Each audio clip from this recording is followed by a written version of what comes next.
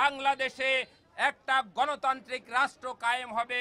আমরা চাই এই সরকারকে দ্রুত বাংলাদেশের সমস্ত জায়গায় যেখানে আইনের ব্যত্যয় ঘটছে সেসব জায়গায় অবশ্যই আজ কঠোর হাতে আপনারা সমস্ত সন্ত্রাসীদের আপনারা বিচার করবেন। বিএনপির ভিতরে কোনো সন্ত্রাসী নেই।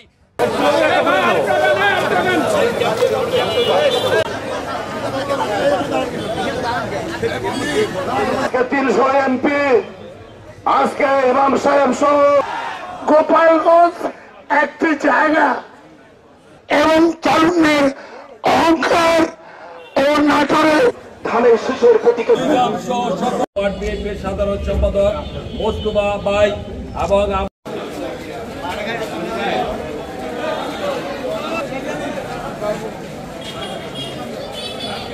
করেছে তাদের স্মরণে নেত্রকোনা জেলা বিএনপি এবং সকল অঙ্গ সংগঠনের উদ্যোগে আজকের এই শোক র্যালিতে প্রচন্ড বৃষ্টি উপেক্ষা করে শহীদদের প্রতি আপনারা সম্মান প্রদর্শন করে যে শোক র্যালি করেছেন সেজন্য নেত্রকোনা জেলা বিএনপির পক্ষ থেকে আপনাদেরকে মোবারকবাদ জানাচ্ছি।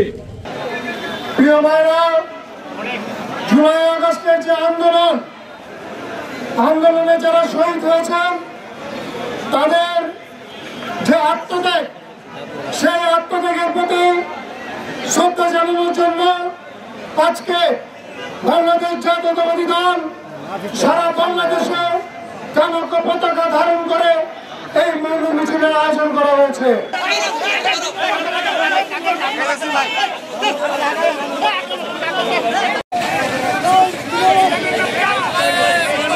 যতদের জন্ম হবে কারো কোনো স্বৈরাচারের কাজ না, যতদের জন্ম হবে ততই জনগণের দেশ, সেটা কোন স্বৈরাচার পৃথিবীতে আর টিকতে পারবে না।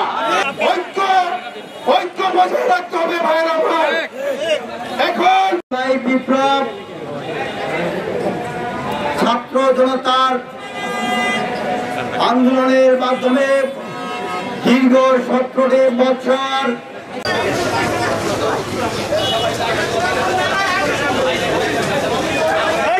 যারা মাঠে ছিলেন না তারা আজকে মাঠে নামছে, আজকে ঢুকে পড়ছে। আমাদের দলের মধ্যেও যারা কোনোদিন আন্দোলন সংগ্রাম তারাও ঢুকে পড়েছে। আপনারা কিন্তু এই দলটাকে অনেক কষ্ট করে আগলাই রাখছেন, এই দলটাকে আগলাই রাখেন। জুলাই আগস্ট মানে আত্মাহুতি, জুলাই আগস্ট মানে রক্ত, জুলাই আগস্ট মানে ফ্যাসিবাদের প্রস্থান। এই দেশে গণতান্ত্রিক ধারার একটা উৎসারিত অবস্থান তৈরি হয়েছে। এই জুলাই আগস্টকে পৃথিবীর মানচিত্র থেকে, বাংলাদেশের মানচিত্র থেকে কখনো এটাকে ভোলা যাবে না। কারণ একটাই, এই ইতিহাস সৃষ্টি করেছে ফ্যাসিবাদরা যুগে যুগে ধরে এমনি ভাবে জগদ্দল পাথরের মতো মানুষের প্রতি চেপে বসে থাকে। তাদেরকে আসার জন্য বলি নাই, কিন্তু তাদের আগ্রহ এবং উদ্দীপনা সত্যি আমাদেরকে অনুপ্রাণিত করেছে এবং আমাদের স্থানীয় অনেক নেতৃবৃন্দ এসেছেন।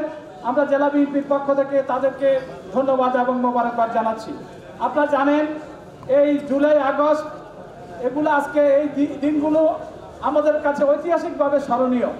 আমরা আজকে আপনারা জানেন এই অভ্যুত্থানের মধ্য দিয়ে আজকে দেশে যে পট পরিবর্তন হয়েছে, সেই পট পরিবর্তনের আমরা এই ধারাবাহিকতা যদি আমরা অক্ষুণ্ণ না রাখতে পারি এবং আন্দোলনকামী সকল শক্তি যদি আমরা ঐক্যবদ্ধ না থাকতে পারি, তাহলে আমরা মনে করি পরোক্ষভাবে